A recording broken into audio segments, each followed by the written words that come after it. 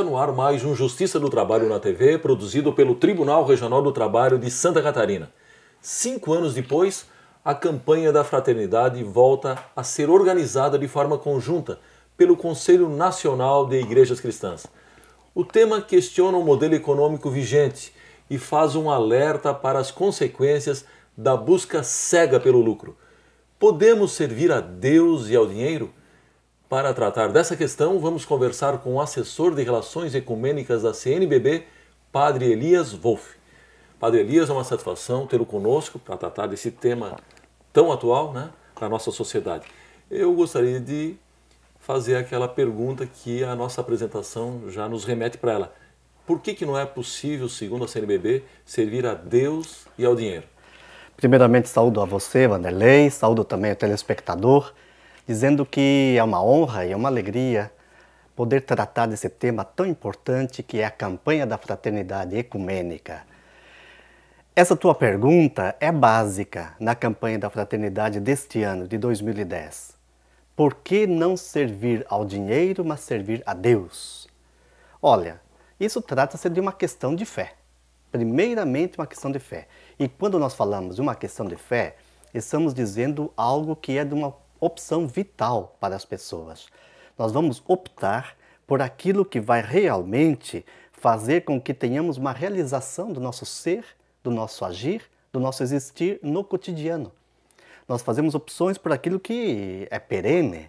Certo. E entendemos que é numa realidade de transcendência, é o sobrenatural, o divino, Deus, o sagrado da existência, que faz com que a realização, a planificação da pessoa aconteça, e não no material. Por essa razão muito básica é que eu digo que a campanha da fraternidade está colocando para nós a possibilidade de revermos as nossas opções. Queremos ser felizes? Queremos realizar a existência pessoal e comunitariamente? Então vamos ver as opções de fundo que vão nos levar a esta realização. Para quem tem fé, é a opção por Deus. Certo. Bem, essa é a terceira vez que a campanha da fraternidade tem esse caráter ecumênico, de forma conjunta, como já dissemos, pelas igrejas cristãs e não apenas pela Igreja Católica. E a organização fica por conta do chamado Conselho Nacional das Igrejas Cristãs do Brasil, CONIC, Isso. Que abrange aí também igrejas como a Anglicana Cristã Reformada, a Presbiteriana Unida, Confissão Luterana e Siriana Ortodoxa de Antioquia. Por que a campanha deste ano assumiu novamente esse caráter ecumênico?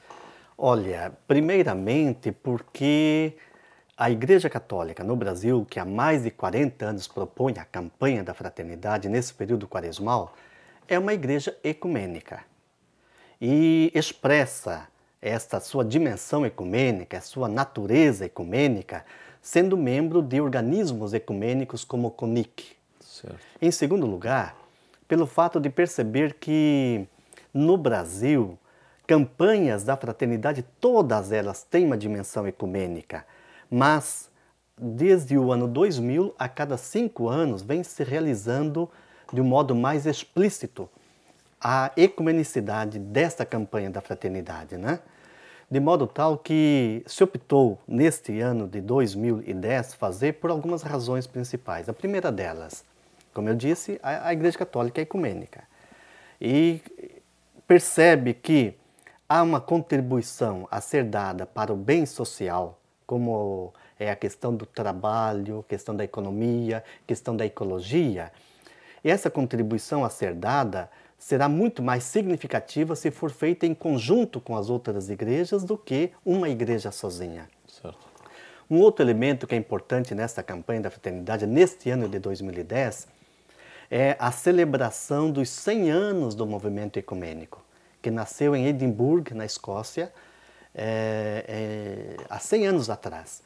De modo que a campanha da fraternidade também está nesse contexto de celebração dos 100 anos do movimento ecumênico, né? Além disso, nós percebemos que aquilo que a consciência cristã não impede de fazer juntos, nós não devemos continuar fazendo sozinhos. Então a promoção social, a promoção humana, a defesa da vida, a proposta de uma economia solidária, a distribuição equitativa dos bens, eu creio que de fato precisa ser uma campanha assumida conjuntamente ou ecumenicamente entre as igrejas no Brasil.